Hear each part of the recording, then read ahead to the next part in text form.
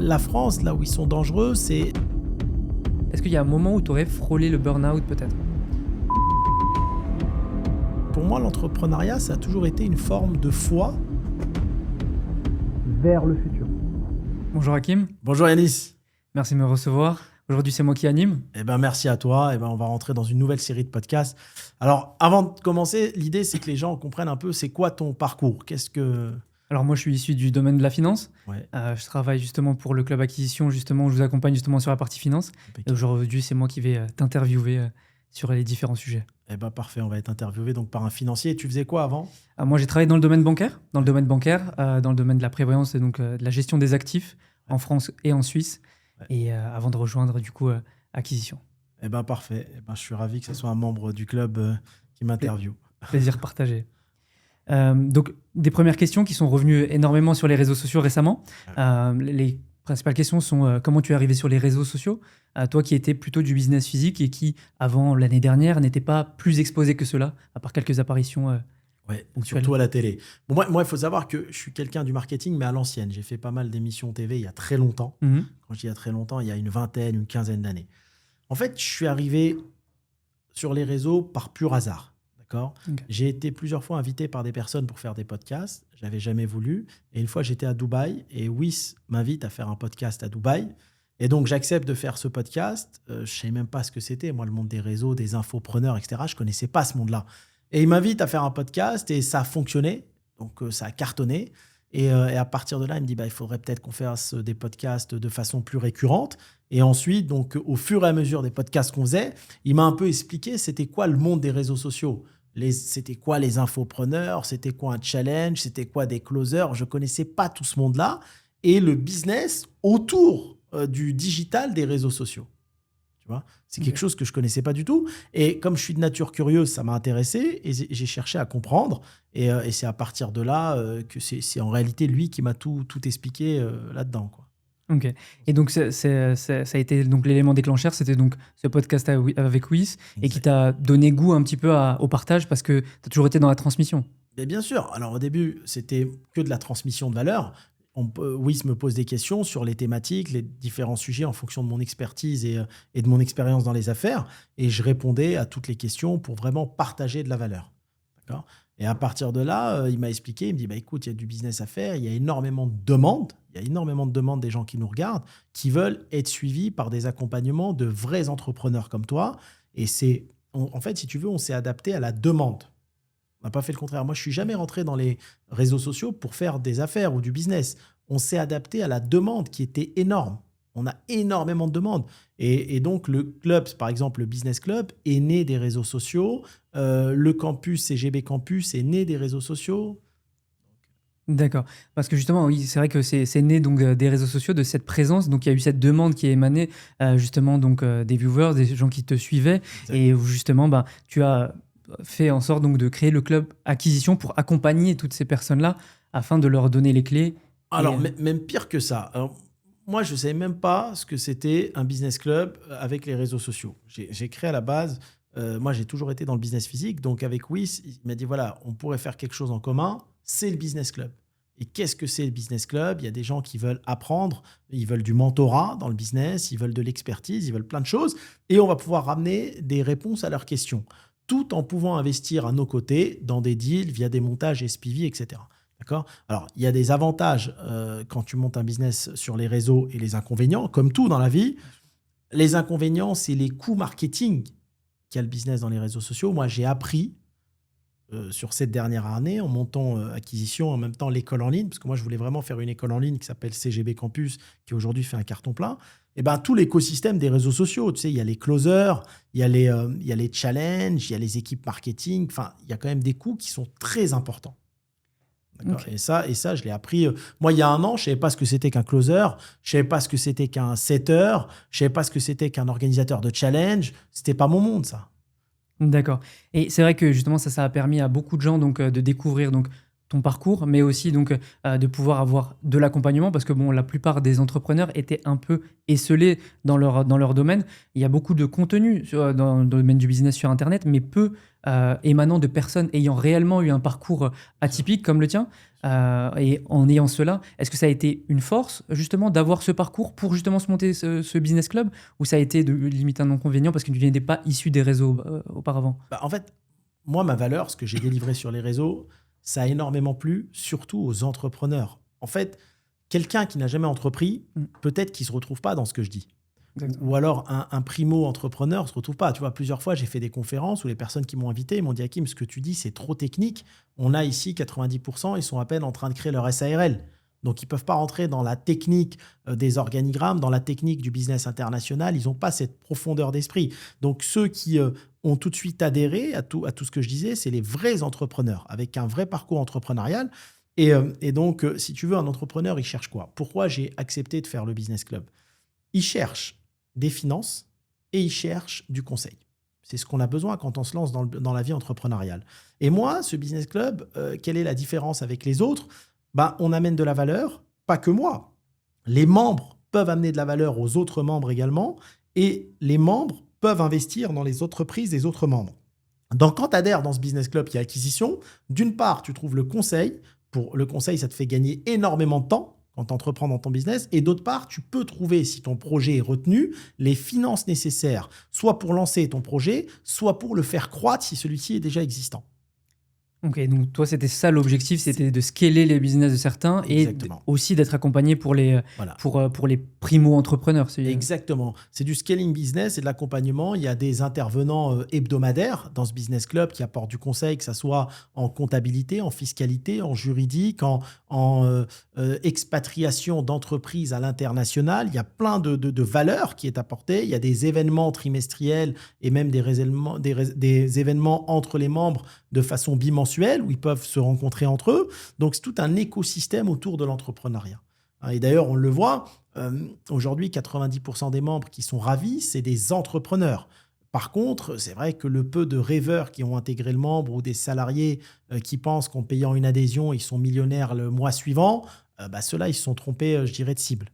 Simplement. Exactement. Et toi, le fait justement de devoir jongler entre cette volonté donc de quand même promouvoir ton club, ça a été une chose, mais à côté de cela, tu n'as pas voulu donc, faire vendre un rêve avec certains gourous le feraient, avec juste des compétences du mindset et proposer des deals au hasard. Tu as quand même bien sélectionné cela, et, parce que justement, c'est cette expertise métier et terrain qui t'a permis cela? Moi, si tu veux, en fait, aujourd'hui, j'aimerais bien que des vrais entrepreneurs viennent sur les réseaux. Parce que je pense que aujourd'hui, on est plus sur son téléphone que devant la télé.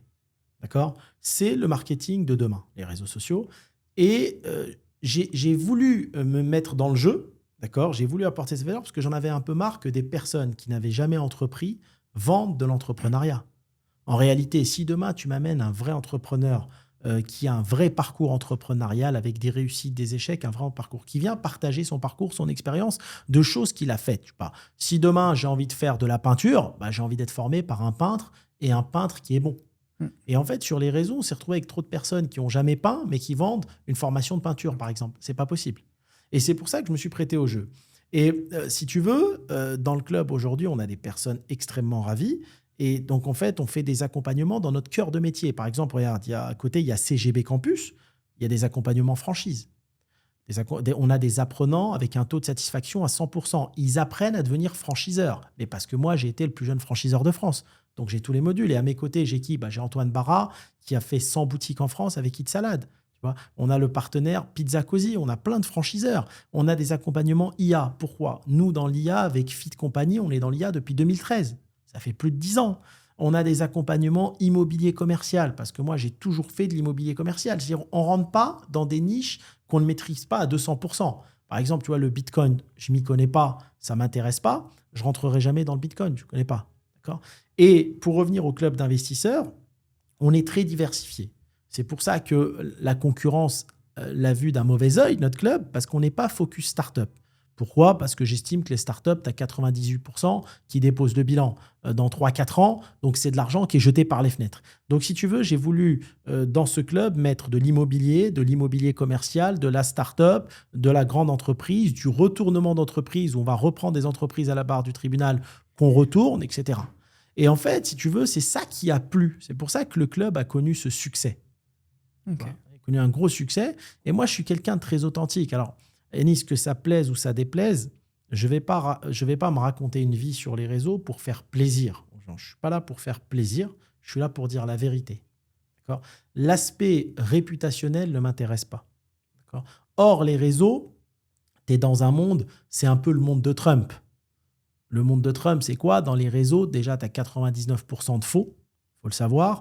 Et tu vas souvent être diffamé, c'est ça l'inconvénient des réseaux, par des personnes qui ne peuvent pas comprendre ce que tu dis, donc ils ont l'impression que tu mens parce qu'ils n'ont jamais fait de business de leur vie. Et en fait, c'est un des seuls mondes, les réseaux, où les escrocs passent pour des entrepreneurs et où les vrais entrepreneurs peuvent passer pour des escrocs ou des mythos auprès des personnes qui ne comprennent rien au monde des affaires. Exactement, exactement. Et c'est vrai qu'on est arrivé à un moment où justement le contenu business a afflué énormément au cours des dernières années. Oui. Beaucoup de gens ont raconté beaucoup de choses. Toi, ton but, c'était vraiment d'aller apporter de la valeur, chose que tu as fait avec beaucoup d'intervenants, des intervenants de terrain comme Conticello, comme Frédéric Merlin, justement, où vous avez apporté de la valeur sur des thématiques bien précises qui vont aider justement. Ici, quel est justement l'objectif avec cela? C'est d'accompagner aussi les personnes grâce à ces conseils dans le Business Club? Bien sûr, c'est aussi d'apporter. En fait, ce qui est triste dans les réseaux aujourd'hui où les gens n'ont rien compris, tu vois, tu m'as cité deux noms, Conticello ou Frédéric Merlin, qui pour moi sont des vrais entrepreneurs. Et quand ces gens-là parlent, tu vois les commentaires, mytho, escroc, Ouais. alors que c'est des vrais entrepreneurs. Tu prends un Frédéric Merlin, pour moi, c'est une star du business. C'est un tapis du business, d'accord ? Et à côté de ça, les gens prennent pour des vrais entrepreneurs des personnes qui, parce qu'ils les ont vus à la télé ou parce qu'ils les ont vus via un vrai storytelling sur les réseaux, pour des vrais entrepreneurs. Il ne faut pas tout mélanger. Un Frédéric Merlin, c'est quelqu'un qui a repris des Galeries Lafayette à la casse qui ne fonctionnaient pas, qui a repris un BHV, qui est un visionnaire, qui est dénigré d'une part par les haters, d'autre part par des députés gauchistes qui ne comprennent rien aux affaires, qui n'ont jamais pris aucun risque et qui sont en train de faire flancher la France, et qui est attaqué de toutes parts. Mais je pense que ce soit les députés qui le dénigrent, les haters ou autres, au bord de son entreprise, il n'y a aucun d'entre eux qui tient 2 secondes. Ce n'est pas le même niveau. Moi, j'étudie, si tu veux, en profondeur le business de ces gens-là. Il a à peine 35 ans, c'est un visionnaire, c'est quelqu'un qui a compris que sur l'écosystème français, même Zara est en train de fermer au profit de Primark et de H&M. Donc aujourd'hui, les gens n'ont plus forcément les mêmes moyens et vont vers le pas cher. Et il a juste rendu physique Shein avec des vrais stats. À un moment, c'est un entrepreneur. Il a regardé statistiquement qu'il y avait 23 millions de personnes qui avaient des comptes Shein en France. C'est quand même un tiers de la population. Et comme il le dit lui-même de façon très intelligente, qu'à Grenoble, sur 130 000 personnes, je crois qu'il y en a 80 ou 90 000 qui ont un compte Shein. Et il a un Galeries Lafayette. Donc, son but, c'est de ramener du trafic. Et quand tu ramènes du trafic dans un Galeries Lafayette à Grenoble, si tu mets Shein tout en haut et que tu mets de la marque au premier, au deuxième étage, pour aller chez Shein, les gens vont passer devant de la marque et peuvent acheter de la marque haut de gamme. Son but, c'est d'amener du trafic dans ses centres co. C'est ça qui est important. Donc, tu es dans un pays où un visionnaire n'est pas compris et il est diffamé. Il a été diffamé par des personnes de chaînes comme Qui veut être mon associé qui n'ont jamais fait de réel business. Moi, c'est ça que je ne supporte pas. Comment tu peux avoir fait une start-up qui a toujours perdu de l'argent et qui va être liquidée? Bon, ça fait rien. Plein de boîtes qui sont liquidées. Moi, j'ai liquidé des boîtes. Mais comment vous pouvez venir critiquer des entrepreneurs de l'envergure d'un Frédéric Merlin? C'est pas possible. Ou d'un Conticello. Et c'est ce qui se passe dans les réseaux. Tu as des personnes qui, grâce au marketing, parce que c'est une histoire de marketing, d'accord, on n'est pas tous des spécialistes du marketing. Moi, je le dis, en marketing, je n'ai pas le niveau de ces mecs-là, qui sont aujourd'hui les infopreneurs ou les imposteurs d'aujourd'hui. Mais par le marketing, font croire à cette nouvelle génération, d'accord, que les vrais entrepreneurs, c'est eux, et que les Frédéric Merlin et que les Conticello sont les mauvais entrepreneurs. Je vois exactement. Donc, il y a réellement une différence sur les efforts qui ont été mis et sur quoi ils ont été mis. C'est justement l'objectif pour eux, c'est quand même de mettre tout dans le marketing pour qu'il y ait une réelle personal brand justement pour cela. Et tu l'as dit très bien, c'est d'apporter beaucoup de trafic sur des magasins physiques pour des entrepreneurs terrain et pour eux d'apporter du trafic sur leurs réseaux sociaux. Est-ce qu'il y a une réelle différence d'effort ou c'est justement c'est juste un talent pour le marketing qui a permis à ces gens-là de monter et de gravir les échelons. Il y a une différence. Quelqu'un comme Canticello, quelqu'un comme moi ou quelqu'un comme Frédéric Merlin n'ont pas besoin des réseaux sociaux pour vivre. Ils ont fait ça juste pour apporter de la valeur. Et après, peut-être qu'on s'aperçoit qu'il y a quelque chose à faire et qu'on doit être sur les deux tableaux. Les autres, et je parle de quelqu'un en particulier, a besoin que des réseaux pour vivre. Il y a un moment donné, il faut dire la réalité. Moi, je dénigre aucun métier, je dénigre personne. Je me suis fait attaquer sur les réseaux par cette personne-là. Quand tu fais une start-up qui perd 6 millions par an, ok, et que tu vends des barres de nourriture, d'ailleurs, le nom a changé actuellement parce qu'ils vont liquider avant la fin d'année ou début d'année. J'ai des sources sûres.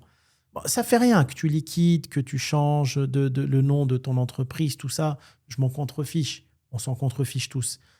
Et que le seul argent que tu as gagné dans ta vie, le seul, c'est parce que tu es passé dans une émission télé où tu as montré à des éventuels rêveurs qu'en investissant dans les startups, on peut gagner de l'argent, tout en mettant un écosystème de Ponzi qui fait que les frais de commission au départ, plus les frais de revente de parts entre les investisseurs, plus les éventuels frais de sortie dans le cas où il y a une sortie, font gagner de l'argent qu'à l'initiateur du projet et à aucun investisseur, d'accord ? Et qu'ensuite tu valorises l'entreprise pour vendre des parts de ton entreprise, moi j'estime que la seule façon avec laquelle tu as su gagner de l'argent, c'est grâce aux téléspectateurs d'M6, d'accord ?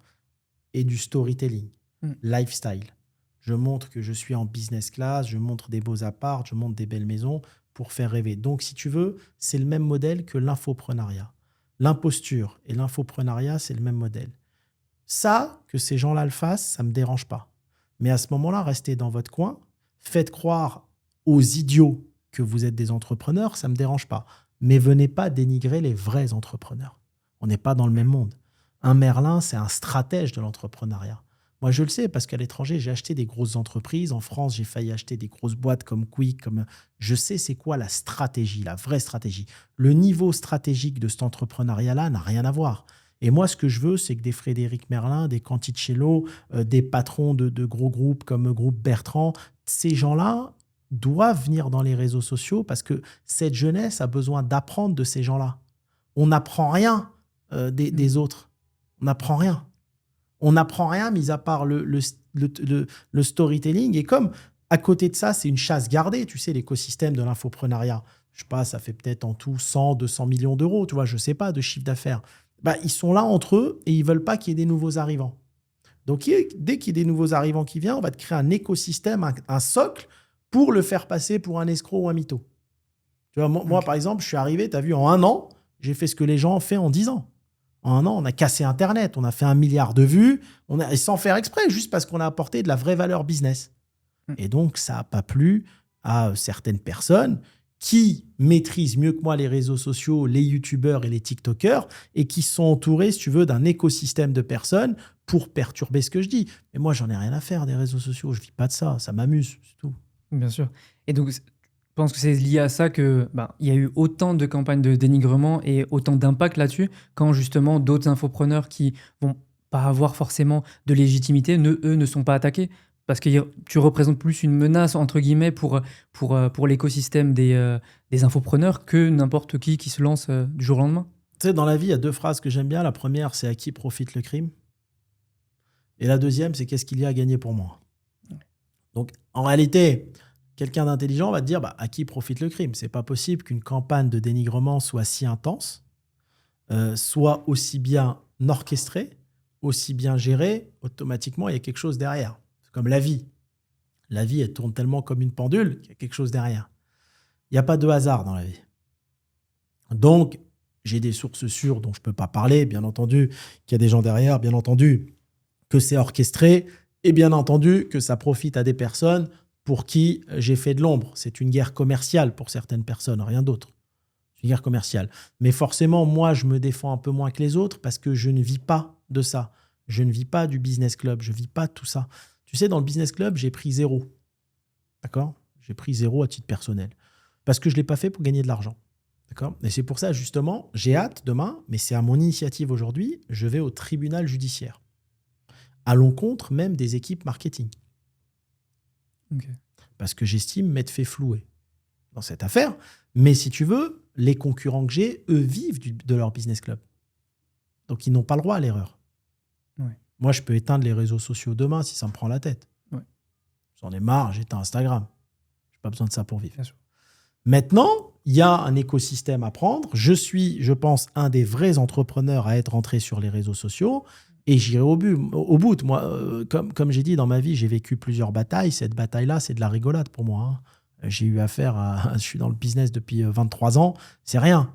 Mais quand tu vois des personnes comme ça, des imposteurs, venir dire « Mais Hakim est ruiné, Hakim cela. » Mais juste un fonds de commerce que j'avais, ça valait 1 million. J'en ai ouvert des dizaines. Donc, je veux dire, ça fait 25 ans qu'on gagne de l'argent. On ne gagne pas de l'argent depuis 2-3 ans. Et donc, les gens ont du mal à comprendre. Mais si tu veux, c'est le monde de Trump. Le monde de Trump, c'est ça. C'est tout le monde peut raconter n'importe quoi sur n'importe qui. C'est tout. Et sur les réseaux, tu sais très bien, toi comme moi, tu as 99% de choses, c'est que des conneries. On le voit encore plus de l'intérieur, mais c'est vrai que maintenant que tu me le dis, c'est vrai que les attaques commencent et finissent au moment où il y a des périodes marketing importantes, Exactement. des challenges, des choses comme ça qui durent 5 jours et dont les attaques durent en moyenne 5 jours. Exactement. Donc, bon, c'est vrai que c'est la guerre du trafic en fait vers son propre contenu. Je dérange, mais je reste parce que ça m'amuse. Ok. Je dérange, mais je reste. Moi, ça m'amuse. Ça me fait. Alors, les gens ils disent pourquoi tu t'es mis dans les réseaux, pourquoi tu vends des formations. Alors, déjà, j'ai jamais vendu de formation. La seule chose que j'ai fait, c'est des accompagnements avec CGB Campus. Je vends des accompagnements, j'ai une école en ligne. Pourquoi ? C'est un écosystème qui m'intéresse. C'est une école en ligne qui va faire 20-25 millions peut-être de chiffre d'affaires et les marges sont importantes. Et pour une fois, tiens, il y a quelqu'un qui va vendre des accompagnements, mais quelqu'un qui a vraiment fait ce métier-là. Avec du sens, c'est des accompagnements sur 1 an qui sont diplômants où les apprenants vont apprendre un métier. Moi, j'aurais aimé, il y a 20 ans, avoir un accompagnement qui me permet de devenir franchiseur. Ça m'aurait peut-être évité de faire plein de conneries dans la franchise et j'aurais peut-être gagné 5, 6, 10 ans. Donc, en fait, on mentore ces personnes-là pour aller devenir franchiseur, de faire du scaling business dans l'IA, etc. Tout simplement. Et c'est beaucoup plus rentable, je le dis, que le vrai business physique. C'est pour ça qu'aujourd'hui, je pense vraiment, Yanis, que tu vas avoir plein de personnes qui vont venir du business physique et je les incite à venir et vendre leur vraie expertise sur les réseaux. Il n'y a rien de mal, c'est du coaching. Mais c'est d'ailleurs ce que l'on voit au sein même du club. On a énormément d'entrepreneurs qui sont venus du business physique et qui veulent transitionner vers le digital d'une manière ou d'une autre. Pas forcément par la vente de formation, mais avec des accompagnements ou même des fois de changer complètement de paradigme ou même de prendre la vague de l'IA qui pour toi est importante. C'est pour ça que tu as créé le CGB Campus. Oui. C'est pour apporter en vrai une école, mais un peu à la façon de ce qu'ont fait des personnes comme Xavier Niel avec justement une école pratico-pratique où justement tu apprends réellement et tu fais en fait gagner énormément d'années aux gens en tant qu'apprentissage, quoi. Exactement. Sauf qu'on sera dénigré par les personnes qui comprennent rien à la culture financière, qui comprennent rien à l'argent. Il y a des gens qui comprennent rien à l'argent. Et on est suivi par des personnes aujourd'hui, on va dire, intelligentes, qui ont déjà mis un premier pied dans l'argent. Nous, de toute façon, regarde, quand on a eu cette campagne de dénigrement, on a encore plus de demandes qu'avant dans le club. Mais c'est une demande sélectionnée.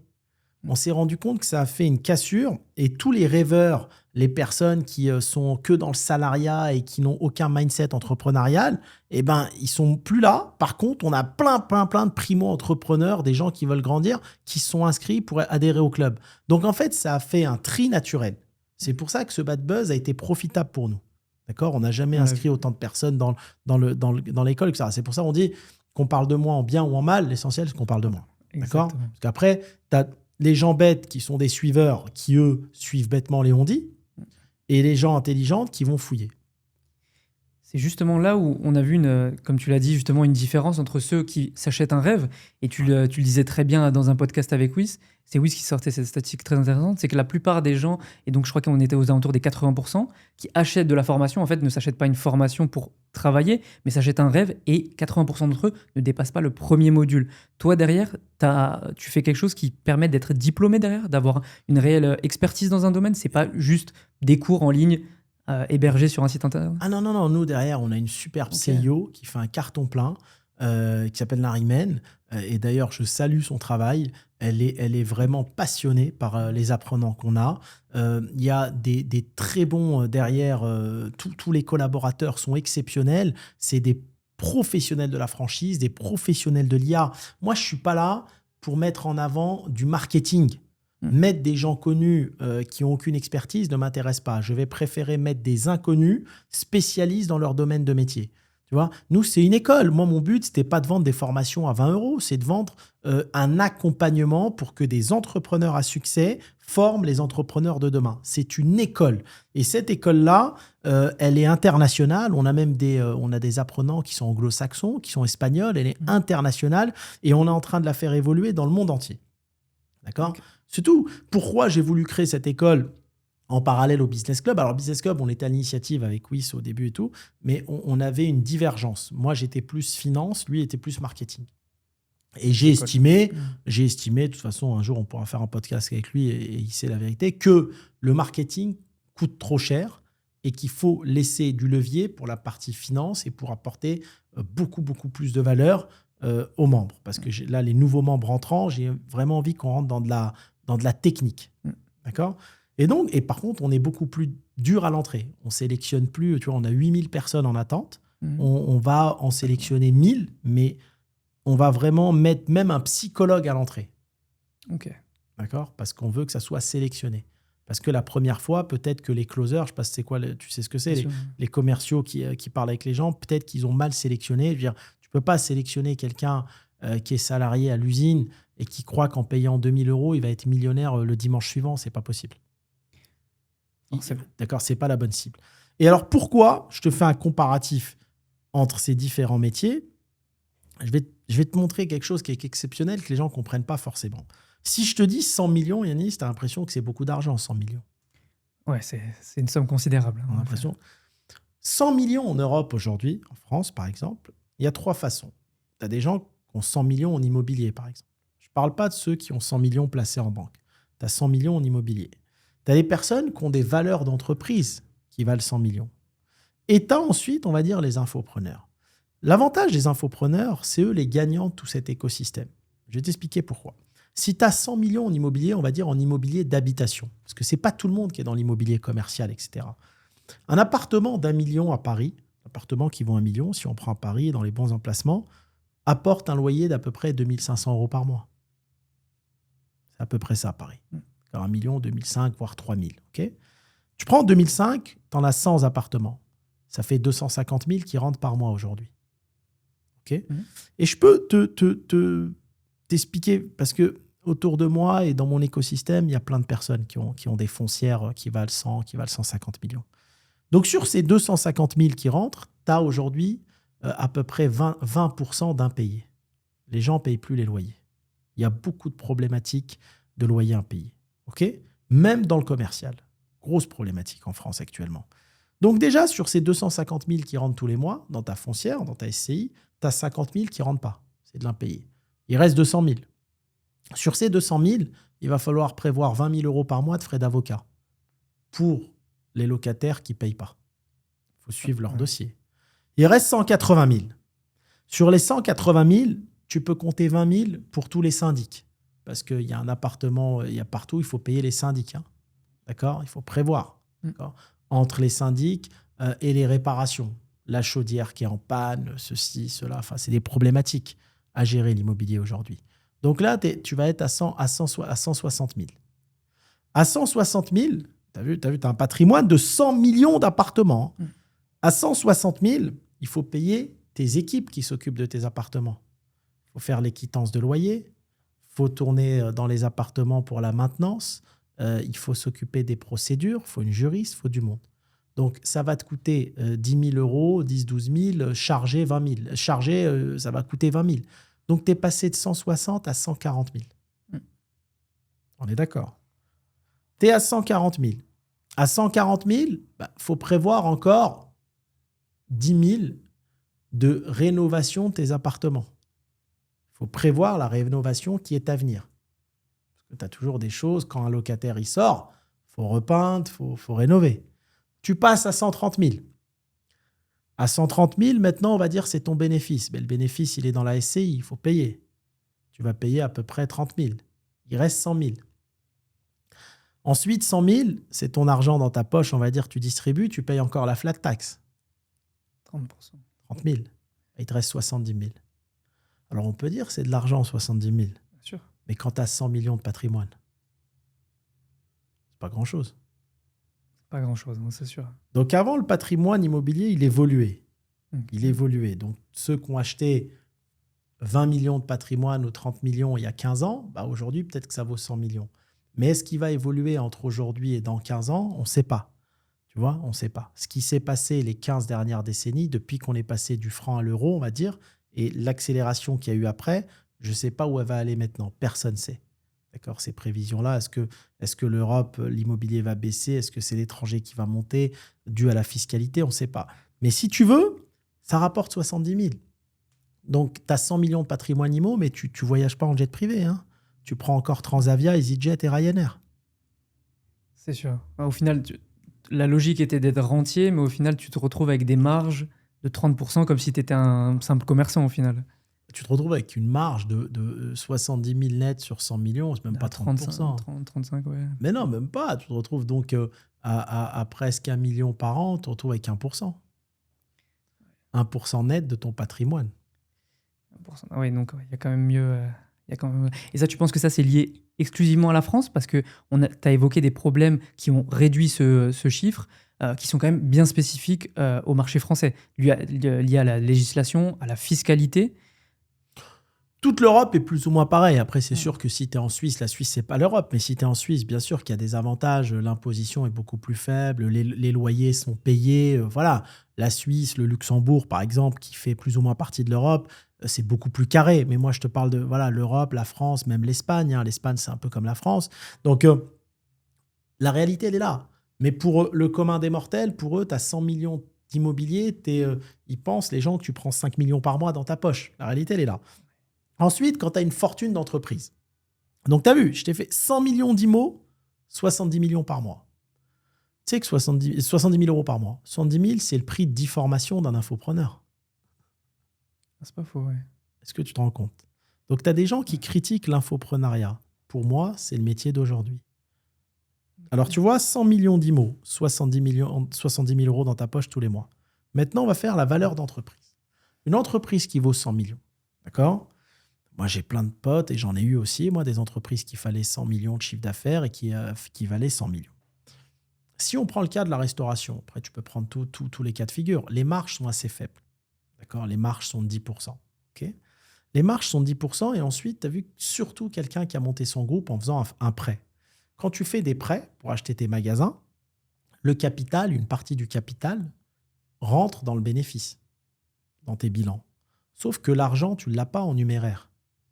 Donc, tu payes des impôts sur de l'argent que tu n'as pas. C'est un peu le même système que la valorisation des startups. C'est le même système. Et donc, tu te retrouves avec un groupe qui fait 100 millions, qui est hyper bien géré, on va dire, qui est hyper bien géré. Et ce groupe-là, il va faire peut-être 8 millions de profits. Sur les 8 millions de profits, tu vas payer tes impôts, 2 millions, il va rester 6 millions. D'accord? Il va rester 6 millions dans l'entreprise. Là, il faut voir avec les banques ce qui t'autorise à distribuer, parce que souvent, tu es maqué avec les banques. Là, tu as encore 30% qui est bloqué en général. Donc, il va rester à peu près 4 millions. Okay? 4 millions, si tu les distribues, tu vas encore payer, il va te rester 2,5 millions, 3 millions. Bon, et la plupart ne distribuent pas parce que la plupart se servent des bénéfices, surtout quand l'entreprise est en croissance, elle peut être en croissance pendant 20 ans, pour développer l'entreprise.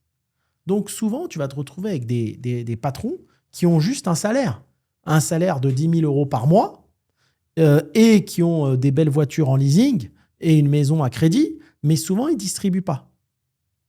Et ensuite, tu vas te retrouver avec donc, cette boîte qui a une pseudo-valeur, mais au bout d'un moment, les entrepreneurs ont moins d'énergie et ils ont mis 10 ans, 20 ans, 30 ans à monter leur boîte. Et à la fin, par manque d'énergie, il y a des difficultés de la vie, il y a le marché qui se retourne, il y a plein de problématiques. Et l'entreprise est défaillante.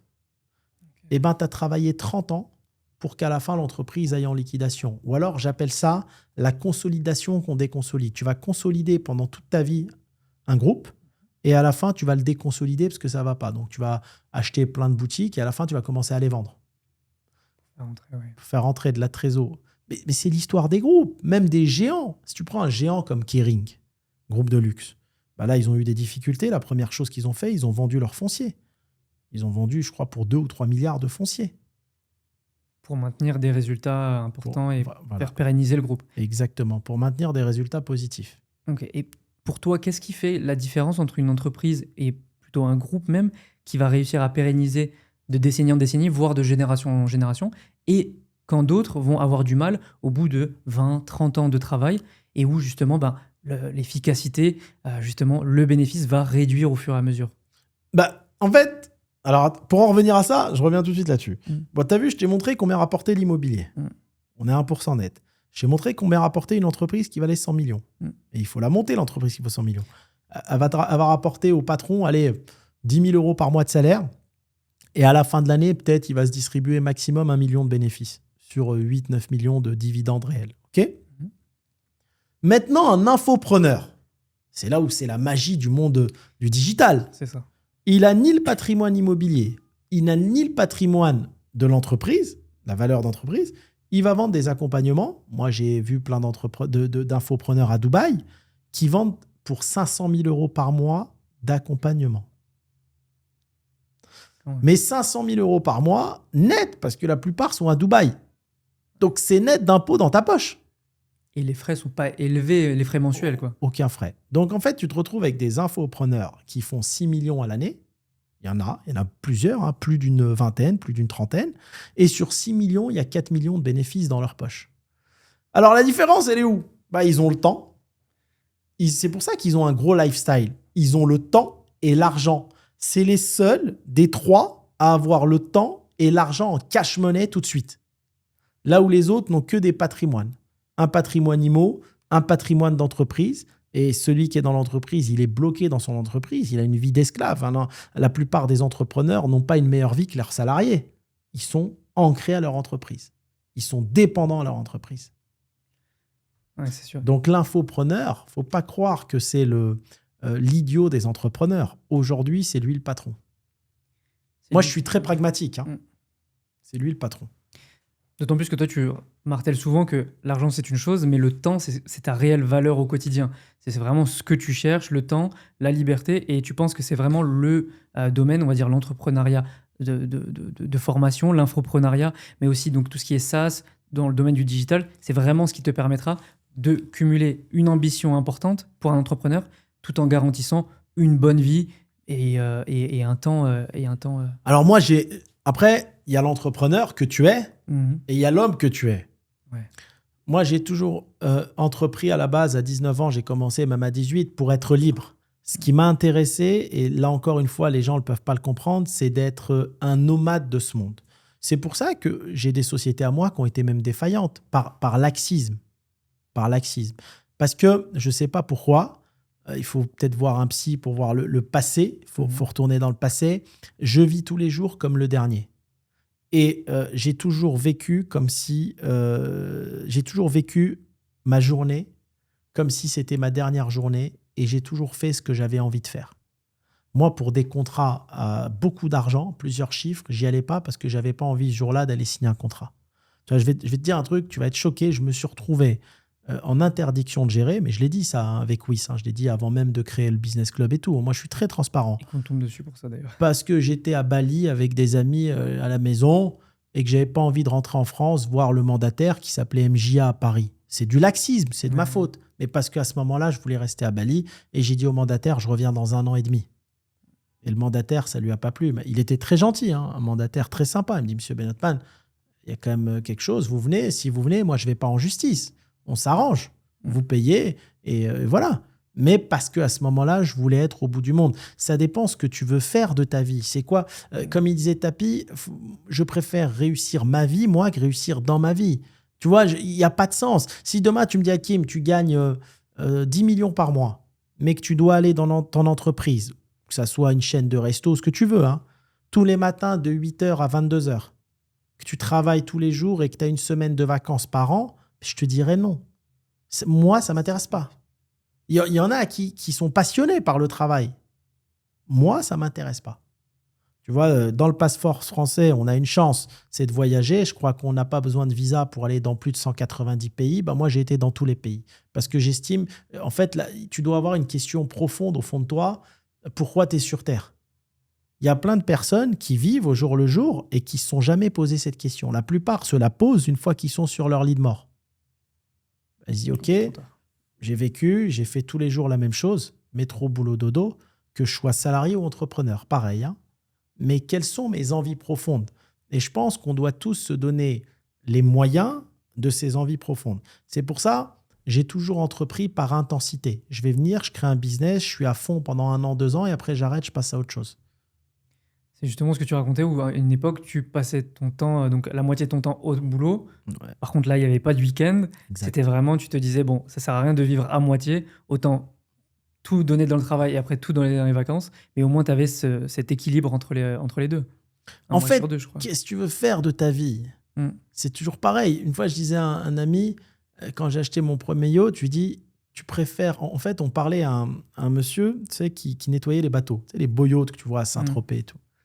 Et il nous disait, le patron, on ne l'a jamais vu. On a vu sa femme, ses enfants, il travaille tellement, je crois que je l'ai vu une fois. Et je disais à mon ami, je dis, tu préfères avoir un Zodiac et être tous les jours sur l'eau, ou tu préfères un yacht à 100 millions et être tellement débordé que tu le prends un jour par an? Tout dépend de ton rapport temps-argent. C'est ton rapport temps-argent. Moi, j'estime que le temps n'a pas de prix. C'est sûr. C'est mon point de vue. La vie, tu rentres par une porte, tu sors par une porte. Donc, j'ai pas le temps. J'ai pas le temps pour les discussions inutiles.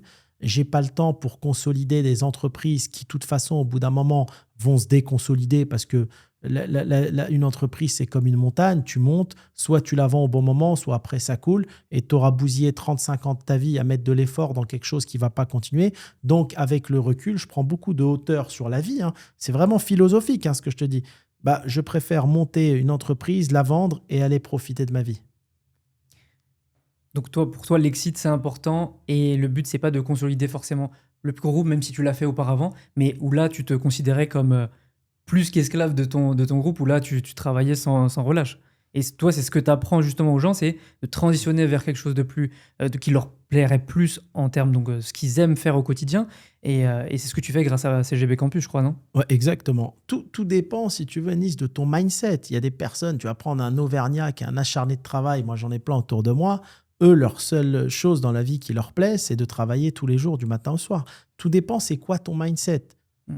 Est-ce que tu as envie de travailler tous les jours du matin au soir ou est-ce que tu as envie de voyager? Est-ce que tu as envie de visiter ce monde, ce lieu, de comprendre les autres cultures, de comprendre... Ça dépend de toi. Chacun est différent. Il y a des gens qui sont casaniers, qui sont heureux, hein, dans leur métro, boulot, dodo. Il y a des grands voyageurs de ce monde. Maintenant, comment tu fais si tu es un grand voyageur de ce monde et en même temps, tu dois entreprendre pour gagner de l'argent? La difficulté, elle est là. La difficulté, elle est là. Et c'est ça aussi d'ailleurs que, au cours des derniers événements avec le club, les gens nous ont dit, c'est qu'ils ont découvert en fait un champ des possibles qu'ils ne connaissaient pas avant. On a quand même des membres, on touche du bois, justement, qui sont pas des primo-entrepreneurs, même s'il y en a certains, mais qui ont justement confirmé dans ce domaine-là et qui en fait, par le biais de tes vidéos, de ton contenu et des événements, de ce qu'on leur a partagé, ils ont découvert quelque chose, un champ des possibles qui était différent, alors qu'avant, ils étaient vraiment dans cette routine d'Auvergnat, on travaille, connu aussi pour mettre de l'argent de côté, être très pragmatique là-dessus. Toi, tu penses que justement ces entrepreneurs qui veulent transitionner, qu'est-ce qui fait que ton groupe est unique? Est-ce que c'est un peu au final une sorte de marche en avant entre les anciens business physiques et les business de demain? Qu'est-ce qui rend en fait ce club unique Ce qui le rend unique, c'est justement que tu as de la valeur, tu as de l'investissement dans plusieurs thématiques. Tu as de la valeur entrepreneuriale, on parle vraiment de tout. Je pense qu'on est les seuls, sans aucune prétention, à parler de tout ça parce que ça vient de la connaissance et de la technique, hein. Comme je dis souvent, le business, c'est de la technique sur la stratégie. Mais aussi parce que c'est un club de mindset. Et tu as tout à fait raison parce que j'ai vu plusieurs membres, d'ailleurs des membres black du club, qui m'ont dit, écoute Hakim, moi j'ai une entreprise dans tel domaine, ça fait 20 ans que j'ai la tête dans le guidon. J'ai pas vu mes enfants grandir, j'ai pas vu mes amis, j'ai pas vu le monde. J'ai pas vu tout ça et ils ouvrent les yeux souvent trop tard. Et ils se disent aujourd'hui, je veux changer de vie parce que c'est pas ça la vie. Est-ce que la vie, c'est ça? Moi, tu sais, j'ai vu plein d'entrepreneurs autour de moi. Toute leur vie, c'était ça jusqu'au jour où on leur annonce, bah, tu as un cancer, il te reste 2 ans. Et là, tout s'effondre. Tu vois, moi, j'ai une tante qui est médecin. Tu lui dis, c'est quoi le premier regret des personnes qui décèdent? Elle va dire, leur premier regret, c'est d'avoir trop travaillé. Donc, il faut apprendre à travailler intelligemment. Est-ce qu'on est sur Terre que pour ça? Je pense pas. Maintenant, chacun son mindset. Moi, tu vois, dans ma famille, j'ai des personnes, leur seule ambition, leur seule passion, c'est de bosser tout le temps. Les vacances, visiter ce monde, ça les intéresse pas. Donc, tout dépend, si tu veux, du mindset de chaque personne. Moi, je suis comme ça ne veut pas dire que tout le monde réfléchit comme moi. C'est sûr, c'est sûr. Mais ce club, c'est vrai, je suis entièrement d'accord, où tu as 50% des entrepreneurs dans le physique, et c'est pour ça qu'on va lancer un accompagnement là-dedans, un accompagnement de reconversion. 50% veulent passer de l'autre côté. Ils veulent devenir libres géographiquement et financièrement. C'est le rêve de tout le monde. Demain, tu as un SaaS. Tu vois, moi, je développe plusieurs SaaS. Tu as un SaaS qui te rapporte de quoi bien vivre, je sais pas, 50, 100 000 par mois en fonction de tes besoins et qui tourne tout seul sans humain. Tu es au paradis. Quelques coûts, quelques personnes pour gérer, toi qui regardes un petit peu.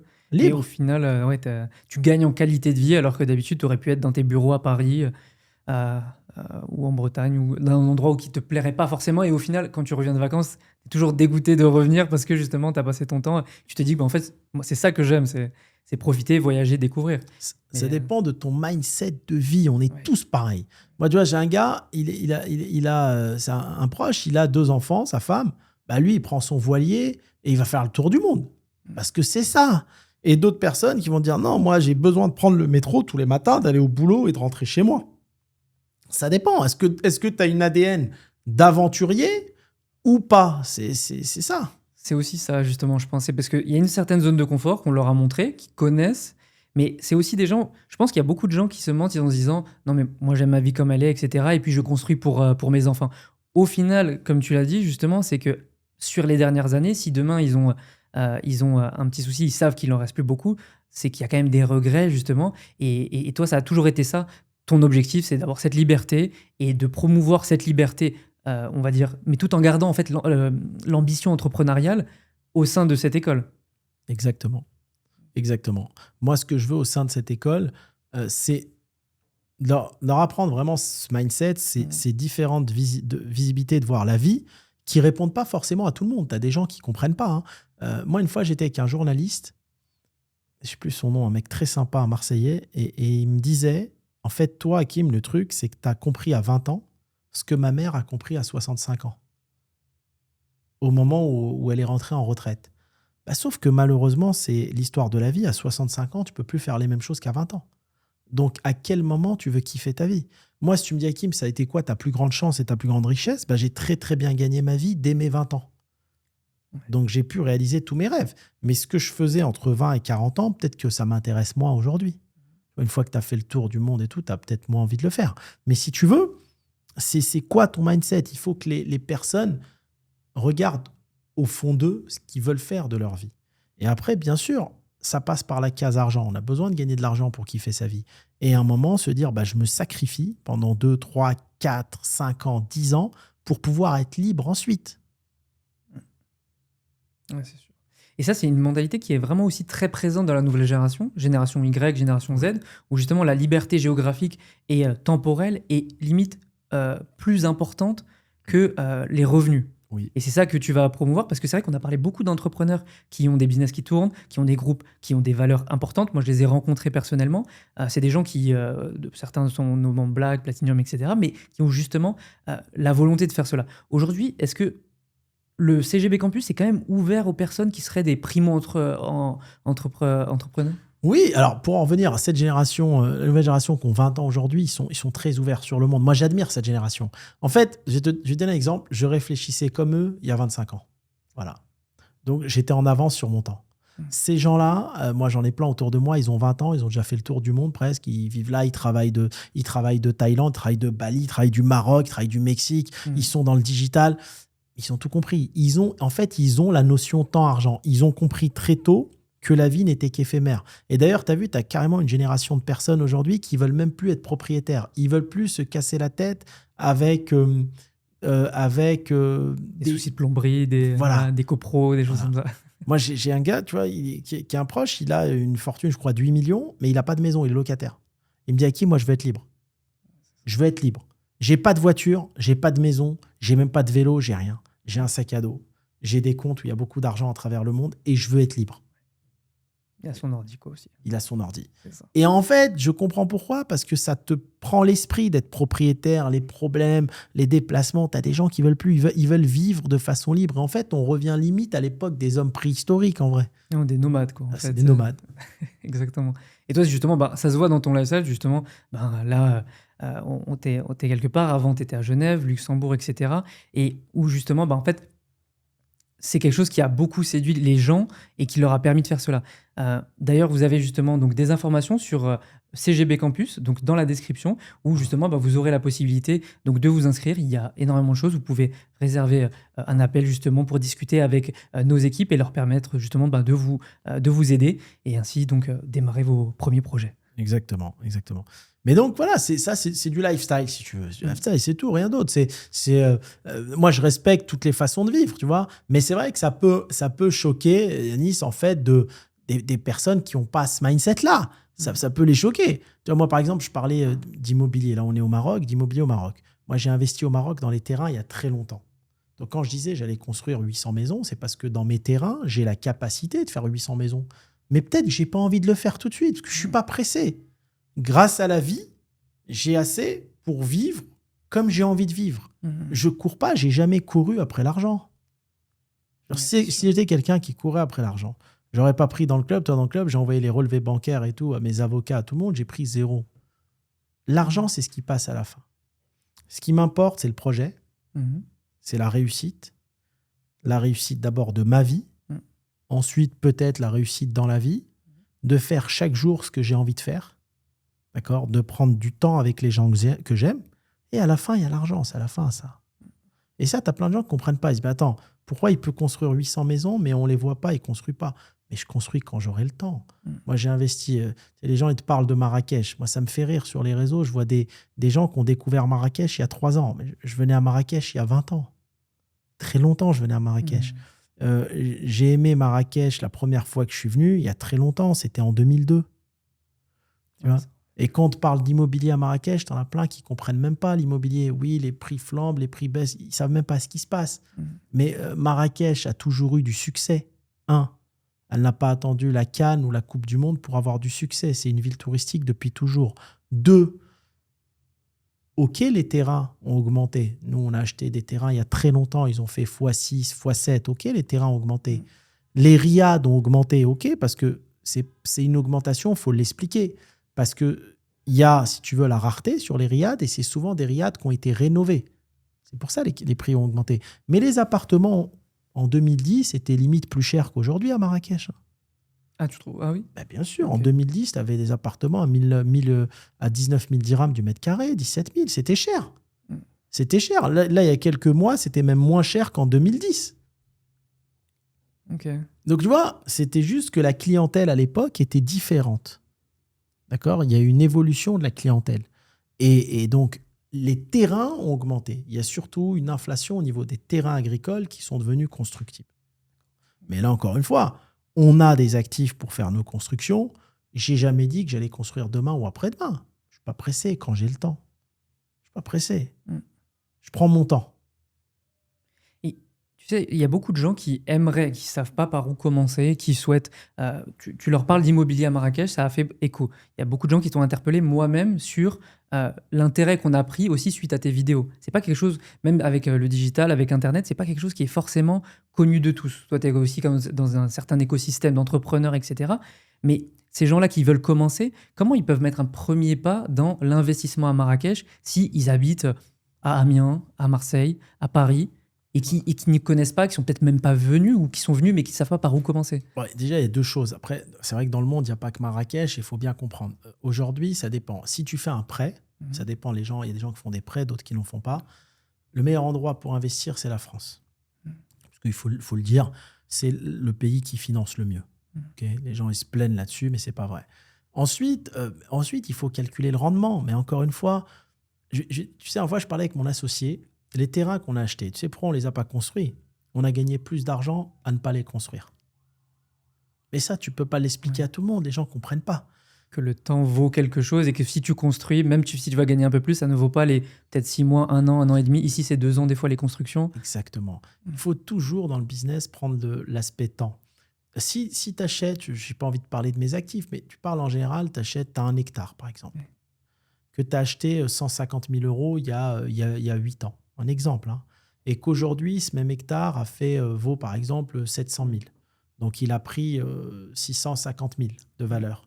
Bah, si tu avais construit sur ces maisons, sur cet hectare, 8 maisons, bah, tu aurais gagné peut-être un peu plus, pas beaucoup plus, avec toutes les contraintes et les inconvénients qu'il y a, tu vois. Peut-être des gens qui aiment la terre, ils aiment garder la terre comme elle est. Peut-être que demain, on va te proposer pour faire un centre commercial, pour faire un parc aquatique, tu vois. Donc, il faut laisser le temps. Et si tu n'as pas besoin de ces entrées d'argent, parce que tu as des entrées d'argent à travers le monde dans d'autres business, bah, tu n'es pas pressé. Tu vois, moi là, j'investis sur des terrains en Tanzanie, à Zanzibar. Je n'ai pas dit que j'allais les construire après-demain. C'est de l'argent placé, qui pour moi est mieux placé qu'à la banque. Parce qu'à la banque, ce n'est pas un terrain qui va faire x5, x6, x7 en 7 ans. C'est de l'argent qui est dans un compte bancaire qui va te rapporter presque rien et qui, demain, en cas de problématique, peut être saisi. C'est tout. Donc, c'est des choix.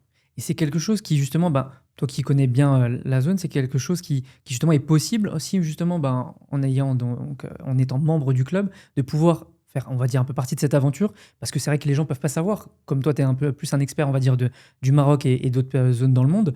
Tu parles beaucoup de Bali, etc. Mais est-ce que ça fait, toi qui as justement la connaissance donc, des terrains, de la différence entre les terrains face à la construction, c'est quelque chose que les gens peuvent donc faire à travers ce club, justement ou... Oui, alors à travers le club, on fait des projets de construction. Okay. On fait des projets de construction à travers le monde. Okay. Alors moi, j'ai ce que je fais à titre personnel, tout seul ou avec mes associés. Et il y a des projets dans lesquels on peut intégrer des membres. Là, par exemple, on est en train d'investir avec des membres. On a des projets en Tanzanie, on a des projets aussi au Maroc, on a des projets au Mexique, on a des projets en Indonésie, on a des projets en Thaïlande. On est très actifs actuellement en Thaïlande. Et ils peuvent investir. Oui, on a voulu diversifier parce que si tu as une enveloppe d'investissement, tu as par exemple 1 million à investir, tu ne peux pas mettre 1 million dans des startups. Tu vas perdre ton argent. La réalité, elle est là.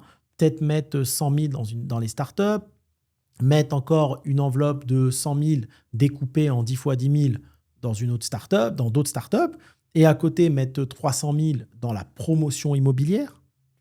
À côté, mettre 200 000 dans des entreprises auxquelles tu crois en retournement. Il y a plusieurs sujets. Alors, c'est beaucoup plus de travail pour nos équipes, hein, parce que derrière, on doit aller monter des SPV, des véhicules d'investissement par sujet.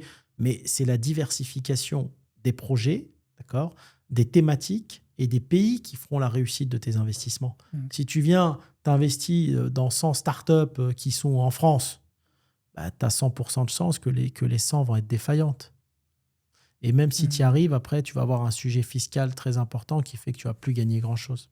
Parce que pour beaucoup de gens, justement, et c'est là où certains clubs ont fait leur promotion, et c'est là la différence, en fait, où on voit justement entre acquisition et les autres, c'est que pour beaucoup de gens, étant donné que on leur vend un rêve justement par l'investissement dans les startups, pour eux, s'ils avaient 1 million et qu'ils pouvaient le placer, ils le placeraient dans des startups. Ils se diraient, dans l'histoire, je vais avoir au moins, je vais investir dans, 20 startups avec des tickets de 50 000. Il y aura 2, 3 Uber, 2, 3 Airbnb et je vais me retrouver milliardaire avec. Des Uber français et des Airbnb français, t'en connais ?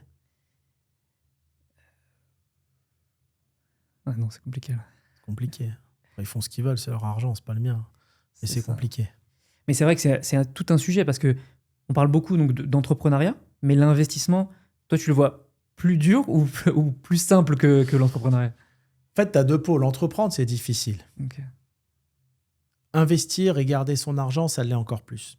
Je vais te donner un modèle classique. Demain, tu as entrepris, tu as eu du succès, tu as trimé, tu as galéré, tu as vendu ton entreprise 30 millions. Un exemple, tu as vendu 30 millions. Souvent, les gens, ils font quoi ? Ils mettent 10 millions sur les 30. Tu vas mettre 30% de ton patrimoine dans l'immobilier. Immobilier commercial et d'habitation à travers le monde. D'accord ? Ça va te rapporter un rendement net après impôt peut-être de 3%. D'accord ? Donc 10 millions, 3%, ça te rapporter, allez, on va dire 30 000 euros par mois. Je parle en mois, à peu près 25 000. Ensuite, tu as 10 millions qui va être placé en banque d'affaires, etc., avec des investissements à risque, des investissements non risqués, des entreprises cotées, non cotées, plein de choses. Tu vas être à peu près sur 2,5 aussi, 3 nets. Ça te fait encore 25 000. Ça te fait 50 000 par mois. Et après, tes autres 10 millions, tu vas jouer avec. Quand je dis jouer, tu vas prendre un peu plus de risques.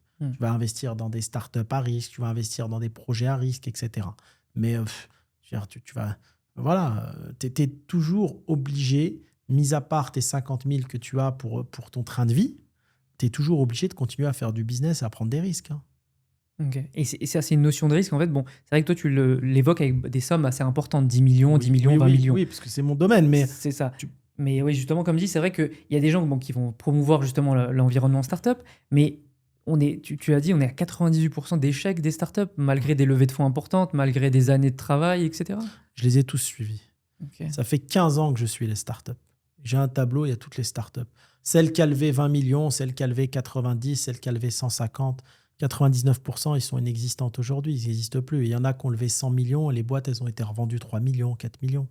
Donc les gens ont perdu. Pour moi, c'est une pyramide de Ponzi, la levée de fonds en start-up, sauf des start-up dans lesquelles tu es à l'initiative. Pourquoi nous, dans le club, on a 3-4 start-up dans lesquelles moi, je suis à l'initiative, ou alors je mets en avant les start-up dans lesquelles les membres sont à l'initiative. Parce qu'il faut investir dans des boîtes où tu as la main, ou alors des membres de ton club ont la main.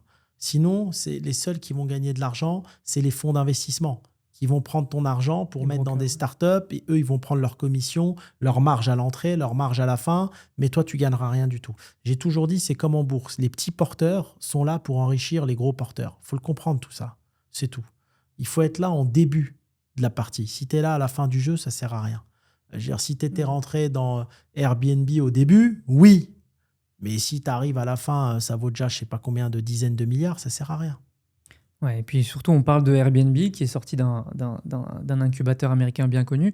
Mais pour un Airbnb, combien ont chuté alors même qu'ils avaient été sélectionnés par des PDG comme Sam Altman, qui est le PDG d'OpenAI aujourd'hui, etc. Non, c'est sûr. Regarde le dossier WeWork. Tu vois bien, ils ont tout perdu. Le seul qui a gagné, c'est le fondateur. Lui, il est parti et avec l'argent qu'il a gagné, il a acheté 4000 appartements. Donc, on revient à l'investissement dans l'immobilier. Exactement. Mais sinon, les investisseurs ont tout perdu. Ouais. Et c'est pareil pour la plupart des entreprises. Encore faut-il comprendre cet écosystème.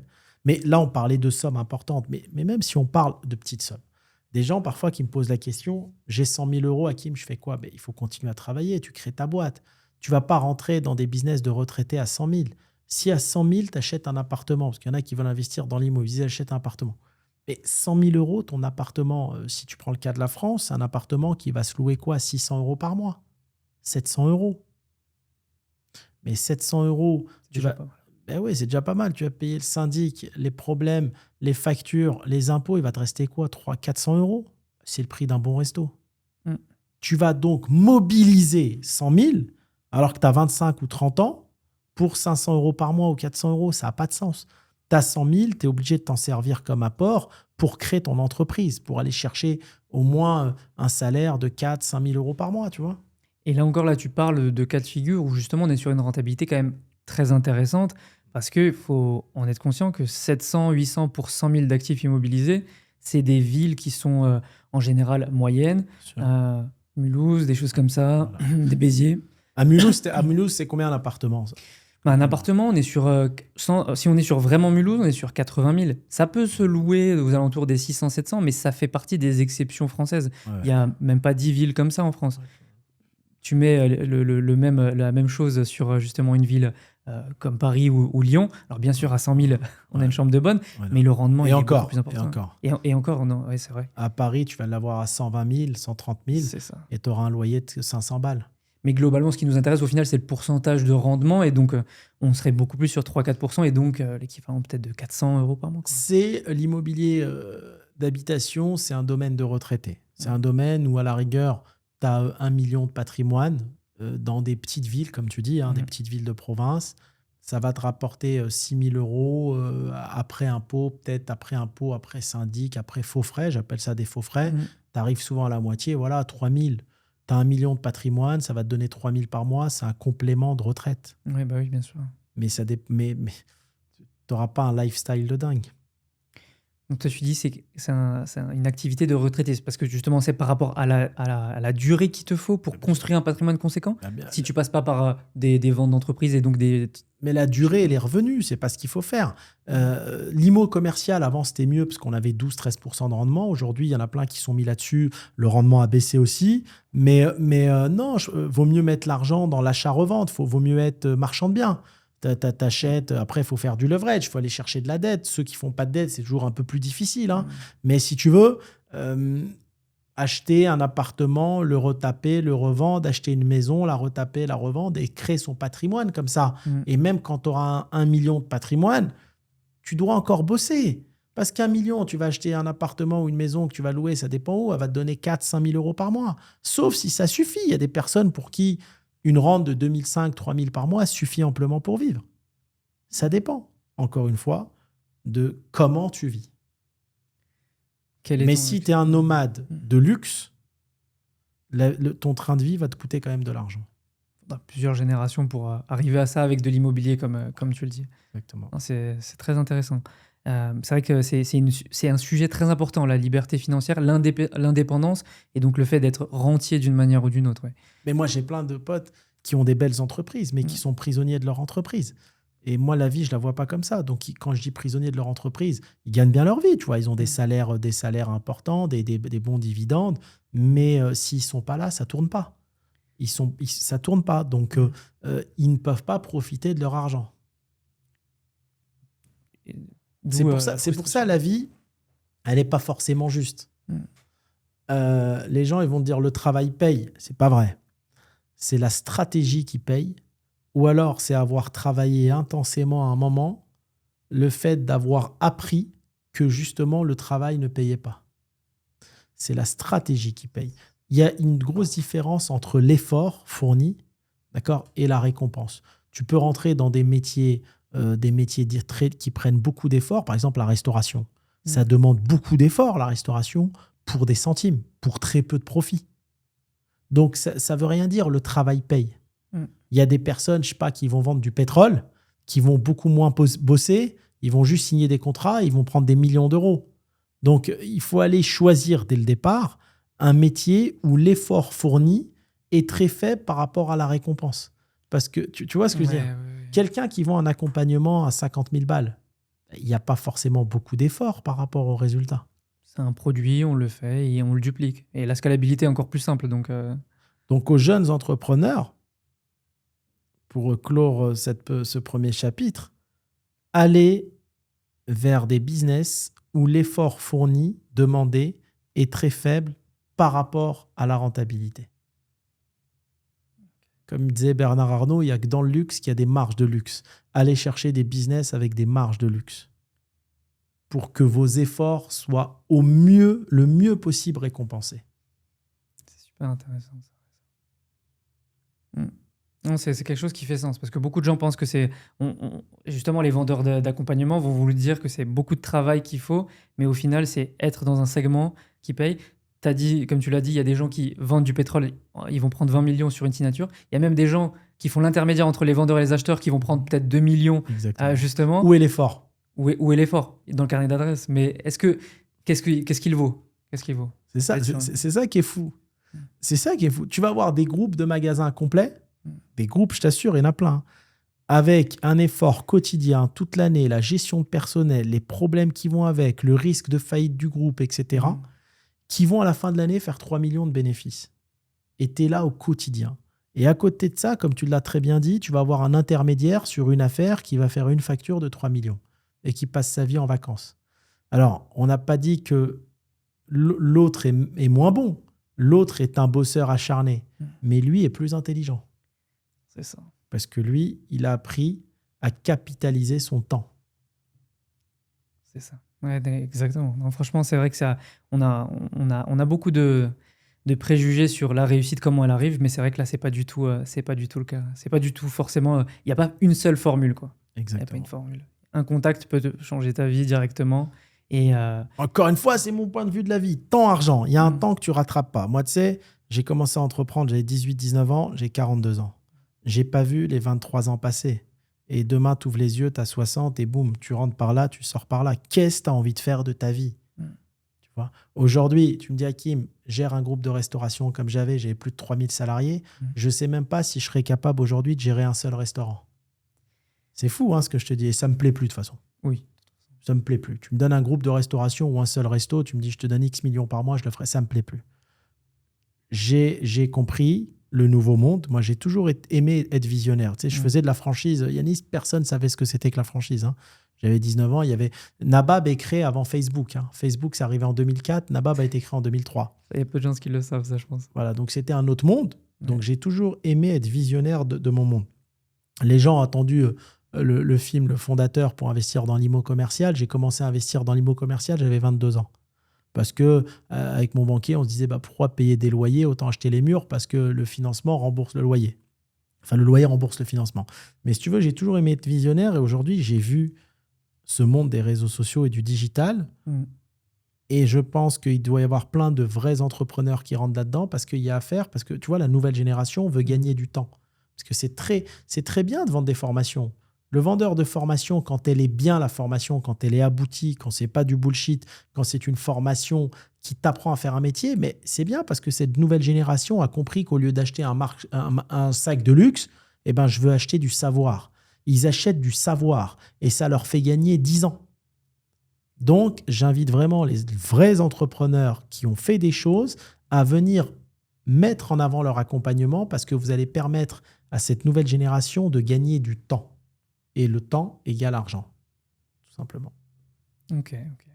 Et justement, ça, tu le proposes justement au sein de CGB Campus, etc., sur cette partie-là. CGB Campus, il y a ça. Moi, aujourd'hui, mes objectifs, c'est quoi? Donc, j'ai mes business en ligne, CGB Campus, qui va se développer à grande vitesse. J'ai mon club d'investisseurs qui va se développer à grande vitesse. Ça va devenir international. On a Challenge 100 où on investit dans 100 entreprises, mais je n'opère pas les entreprises. Je mets toujours des associés qui ont plus ou moins entre 15 et 20% et qui développent l'entreprise. C'est eux qui sont là au quotidien.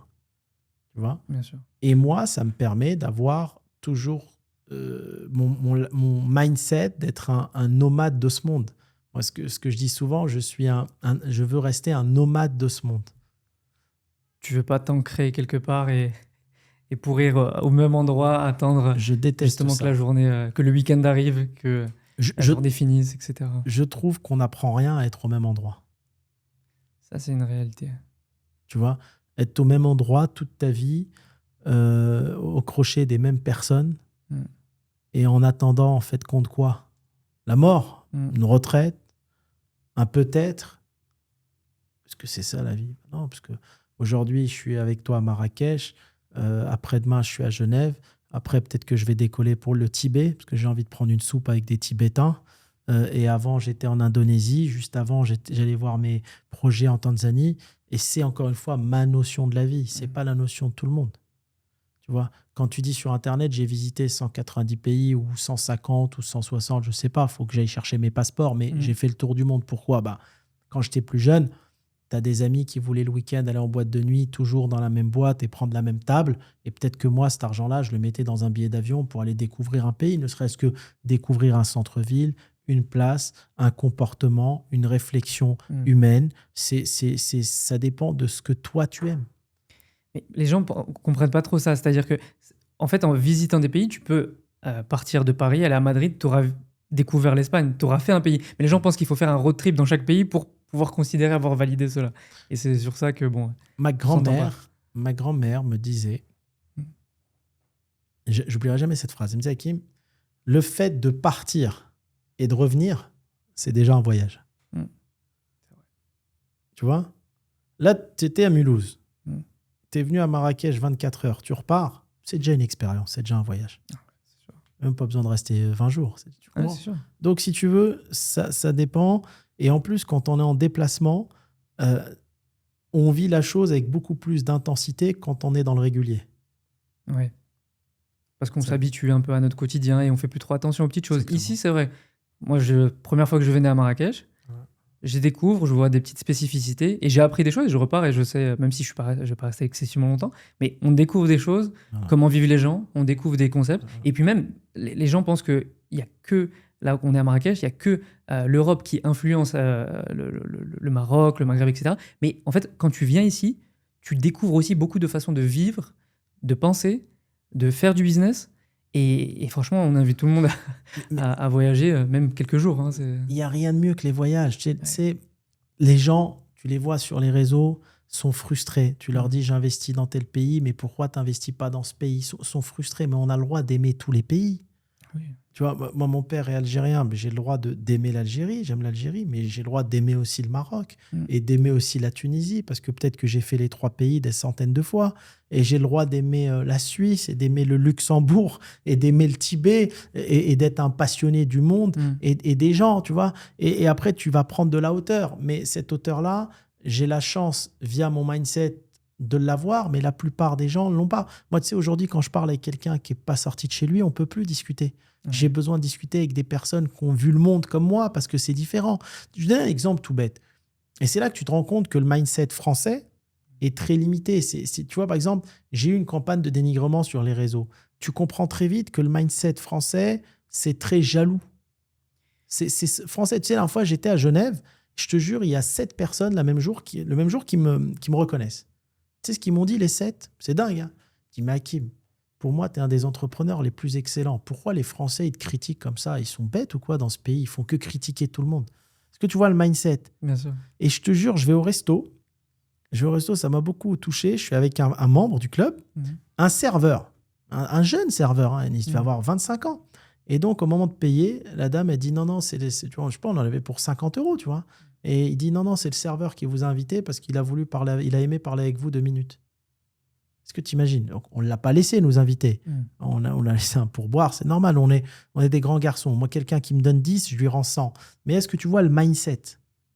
Ils sont dans la bienveillance. Et il n'y a pas que les Suisses. Au Luxembourg, c'est pareil. En Belgique, c'est pareil. Tu vas juste en Belgique. Les gens sont dans la bienveillance. Tu vois, ils sont dans la bienveillance. Tout le monde pousse l'un vers l'autre, vers le haut. Tu vois, il n'y a qu'en France, je ne sais pas pourquoi, où c'est limité, très jaloux, je ne sais pas pourquoi.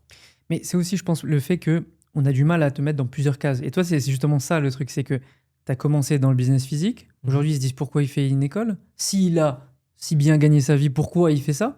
Mais ce qu'ils ne comprennent pas, c'est que tu ne peux pas arriver à valoriser un groupe 120, 130, 150 millions et derrière, du jour au lendemain, t'arrêter. Tu as envie de continuer. C'est pas parce que tu continues à travailler que en fait, tu fais ça, en fait, t'as menti et en fait que tu fais ça finalement pour te rattraper et pour gagner quelques euros. Premièrement, je leur réponds, moi j'étais là déjà à l'époque du cash, du gros cash. Donc j'ai même pas besoin de vendre mon groupe pour avoir de quoi vivre toute ma vie.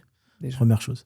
Deuxièmement, j'ai même pas besoin de me justifier de ma vie à des personnes qui comprennent rien. Tu sais, tu peux pas, comme il disait l'ancien roi du Maroc, tu peux pas apporter des arguments de bonne foi à des personnes de mauvaise foi. Parce qu'ils t'apporteront toujours derrière des arguments de mauvaise foi parce qu'ils veulent être de mauvaise foi. Et quand tu suis l'histoire du monde, c'est ton entourage qui va te la faire à l'envers. Il suffit de voir l'histoire des rois, des grands hommes d'affaires, etc. Et ceux qui pensent que parce que tu as réussi dans la restauration et dans l'immobilier, tu ne peux pas te reconvertir, je leur réponds 2 choses. Trump, c'est grâce à son fils et TikTok qu'il est devenu président. Pourquoi un homme d'affaires comme lui a envie de devenir président? Pourquoi Berlusconi, qui était, je crois, chanteur dans les bateaux de croisière, est devenu homme d'affaires et ensuite est devenu président de l'Italie? Pourquoi? Chacun fait ce qu'il veut. Mais chacun fait ce qu'il veut. Pourquoi certains sportifs qui ont gagné des dizaines de millions deviennent influenceurs ou deviennent patrons de fonds d'investissement ou deviennent entrepreneurs? Mais chacun fait ce qu'il veut. Pourquoi Bernard Tapie est passé d'entrepreneur à député, à sportif, à patron de l'OM? Pourquoi? Chacun fait ce qu'il veut. Aujourd'hui, je suis entrepreneur dans le digital. Peut-être que demain, je vais être acteur, je vais faire un film parce que j'ai envie de faire un film. Peut-être qu'après-demain, je vais être boulanger parce que j'ai envie de vendre des croissants. Chacun fait ce qu'il veut. C'est pas parce que tu as de l'argent que tu vas arrêter de vivre. Oui, mais ça, justement, les gens ne comprennent pas. Ils se disent, bah non, ça y est, tu es arrivé. Mais parce que justement, il est là la mentalité française. Arrivé à quoi? en fait, tu es arrivé à ce que eux souhaiteraient avoir, à savoir une vie paisible, où justement tu vis de tes rentes et où tu n'as plus besoin de travailler. Parce que je pense que c'est aussi ça le problème en France, c'est que le travail, il est vu comme un élévateur, mais arrivé à un certain niveau, il faut s'arrêter, parce que globalement, il faut s'arrêter de travailler. Le but du travail, c'est d'un jour de s'arrêter de travailler. Et c'est là la logique des retraites. Mais un entrepreneur comme toi qui a fait des choses, qui monte des projets tous les jours, en fait, c'est pas ça le moteur. D'ailleurs, même au bout d'un moment, l'argent devient un élément décroissant du moteur. Mais pourquoi Bernard Arnault et Elon Musk, ils travaillent très dur. Ils sont multimilliardaires. Ils ont le PIB de la France, limite. Pourquoi ils travaillent très dur? En fait, les gens ne comprennent rien. Je pense que les gens ont un problème, une vraie notion de problème avec l'argent et avec le travail. Ils ne comprennent pas. Mais après, ça dépend, parce que peut-être que la plupart des personnes qui nous critiquent n'aiment pas leur travail. C'est ça, leur situation globale. Ils n'aiment pas leur vie. Mais quand tu prends un Musk, un Bernard Arnault, c'est... En fait, ce qu'il faut comprendre, la plupart des entrepreneurs qui ont réussi n'ont jamais été attirés par l'argent. C'est ça que les gens ne comprennent pas, en fait. Moi, je n'ai jamais regardé l'argent. Depuis que je suis jeune. C'est ça qu'en France, les gens ne comprennent pas. Parce que les gens pensent que tu travailles pour gagner ta vie, pour que tu t'arrêtes de travailler, justement. Mais arrêter de travailler, pour moi, c'est arrêter de vivre. Mais le travail, en fait, dès le début, il faut dire à ces personnes qui prennent un travail qui leur plaît.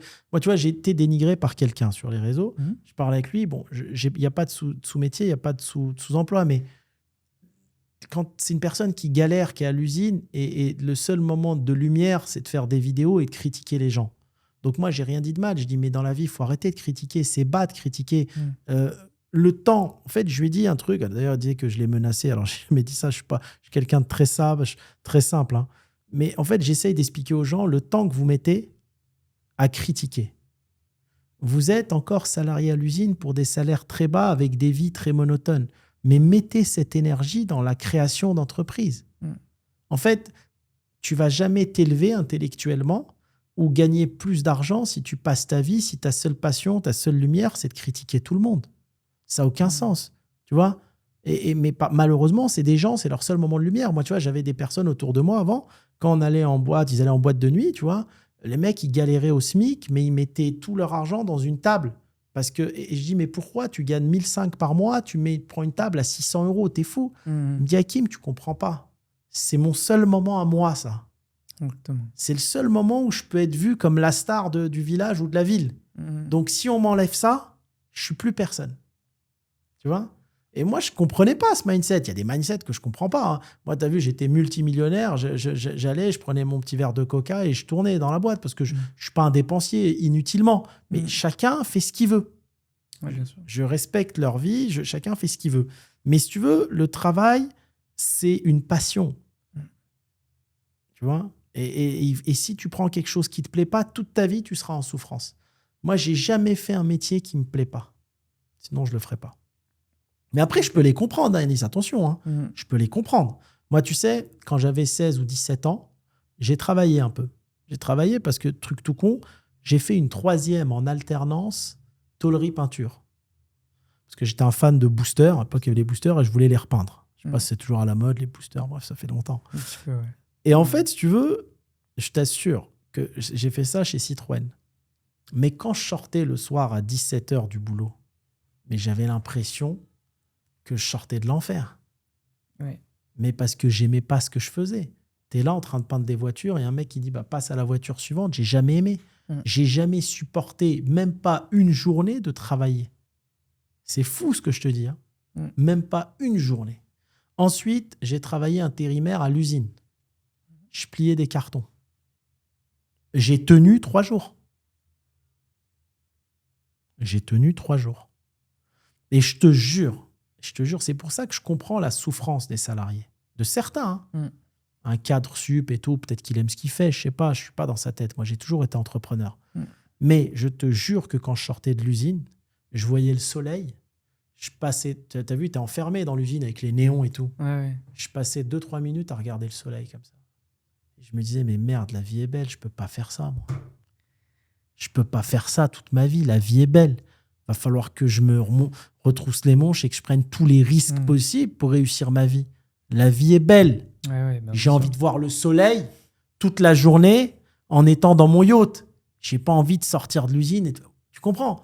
Et je t'assure que j'étais malheureux. Je me sentais emprisonné. J'avais pas de liberté financière. J'avais pas de liberté géographique. j'ai jamais été heureux dans ce monde-là. C'est ça, c'est exactement ça. C'est pour ça que justement la liberté géographique et financière, c'est devenu le sujet en fait pour la nouvelle génération, parce qu'ils ne peuvent plus se voir le fait de travailler de 8h à 17h30, de revenir, d'avoir 2 jours dans la semaine, d'avoir des vacances à un moment quand on veut bien leur donner. Et des fois, en même temps, je me dis que bon, je peux comprendre qu'une personne qui est passée 30 ans ou 35 ans à faire le même travail que tu faisais, ou pour lequel au final, en tout et pour tout, ça a fait une semaine, se dise ah non, mais ce gars n'a pas pu faire ce qu'il a fait. La vie, c'est comme ça. Moi, je connais la vraie vie. D'ailleurs, c'est une des phrases les plus connues, c'est non, non, mais moi, je connais la vraie vie. Je sais. Quelle vraie vie? Mais quelle vraie vie? La vraie vie, c'est quoi? D'attendre le samedi pour aller en week-end et d'aller à Carrefour pour faire les courses. Mais c'est pas de la vie, ça. Je suis désolé, je dénigre personne. Faut pas que les gens prennent mal. C'est pas la vie, ça. C'est le modèle de vie qu'on t'a expliqué en disant que c'était ça, la vie. Je suis désolé, c'est pas ça, la vie. Partir en vacances 1 ou 2 fois par an quand les routes sont embouteillées parce que tout le monde part en même temps, c'est pas ça, la vie. Quand moi, j'ai peut-être envie d'aller en week-end le lundi, parce que c'est mon choix. Et je prendrai toute ma vie, même si demain, tu m'enlèves tout, tu me prends tout mon patrimoine, tout mon argent, tu me mets à zéro, je reprendrai tous les risques possibles, dans la légalité, bien sûr. J'ai toujours été un mec droit, pour réussir à nouveau ma vie, pour réavoir jusqu'à la fin de mes jours ma liberté géographique et financière. Et je comprends que ces gens-là me critiquent, c'est pour ça que je leur en veux même pas. Je pense que la frustration intérieure est telle que, à part la critique, il n'y a rien. Même, tu vois, j'ai jamais été critiqué par un mec qui a le même mindset que moi. Je suis critiqué par des personnes qui sont bloquées dans leur vie. Soit ils travaillent à l'usine, soit ils sont bloqués dans leurs affaires, ils sont bloqués dans leur vie. Ils vivent une frustration telle intérieure. Voilà. Tu vois, c'est comme j'ai une ancienne avocate qui a voulu bosser avec moi. Donc, tu vois, j'étais obligé, moi, pour ce dénigrement, de mettre des avocats dessus, de mettre des détectives privés et tout, parce qu'il y a des choses qui ont été trop loin. Ça atteint ma vie privée. Quand je dis ça atteint ma vie privée, on rentre dans des choses dramatiques. C'est-à-dire quand quelqu'un commence à appeler l'aéroport de Genève, et j'en parlais lors de l'event à Genève, l'acquisition, pour savoir quel est le matricule de mon avion, quand on appelle le port d'Antibes pour savoir où est garé mon bateau, etc., ça devient mesquin. Ça devient vraiment mesquin. Tu vois ce que je veux dire? Et des journalistes d'investigation pipeaux qui font des investigations et qui sortent que le mal et des choses qui veulent rien dire. Ils sortent des choses sur moi. Bon. Tu as trouvé un de mes bateaux qui me permet d'aller dans mon grand bateau. Et tu as trouvé que j'avais un appartement qui était à vendre au Luxembourg. À la fin de tout ce qu'ils ont trouvé, les gens, tu as envie de dire oui et. Tous le droit de vendre un appartement, non? Oui et. Très intéressant. Oui et. Tu as trouvé que j'avais des entreprises à Londres, à Dubaï. Oui et.